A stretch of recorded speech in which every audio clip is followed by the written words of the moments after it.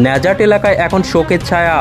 পাশাপাশি কিভাবে এই ঘটনা ঘটল তার পূর্ণাঙ্গ তদন্ত চায় এবং সরকারি সাহায্য চায় পরিবার ও এলাকার মানুষ।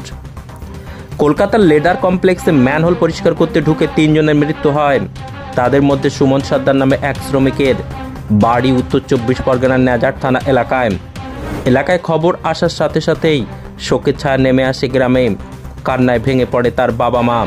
সুমন সর্দারের স্ত্রী ঘটনার কথা শুনে লেদার কমপ্লেক্সের উদ্দেশ্যে রওনা দিয়েছেন। সুমন সর্দারের 4টি ছোট ছোট সন্তান বাড়িতে রয়েছে।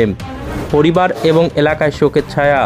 পাশাপাশি কিভাবে এই ঘটনা ঘটল তার পূর্ণাঙ্গ তদন্ত চায় তার পরিবার এবং এলাকার মানুষ। সরকার থেকে 10 লক্ষ টাকা ঘোষণা করলেও পরিবার ও এলাকাবাসীর তরফ থেকে টাকা নয়, সরকারি চাকরির দাবি করলেন। কি শুনেছেন?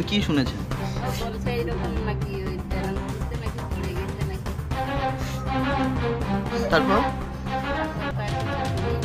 কাজে গিয়েছিল কখন?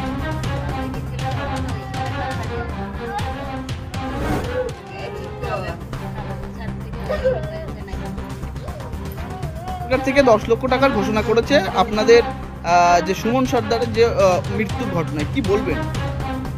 বলবো আমাদের বাড়ির ছেলেদের চলেই গেছে, আমরা কি নিয়ে খাবো আর কি নিয়ে, আমাদের একজনেই ছিল আমাদের এই কর্ম করার জন্য, আর কেউ তো নেই আমাদের খেটে ওই মানুষ।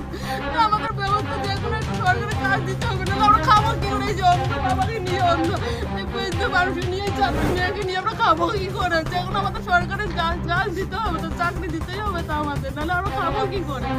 নাহলে আমাদের ভিক্ষা করে খেতে হবে। আমাদের একটা বাচ্চা ছেলে সব চলেই গেল, তো আমাদের কেউ তো নেই, আমাদের এখন আদরের মধ্যে কেউ এখন নেই তো আমাদের। আপনার কি হয়? আমার ঠাকুর ভাই। আপনার নাম? শঙ্করী সরকার।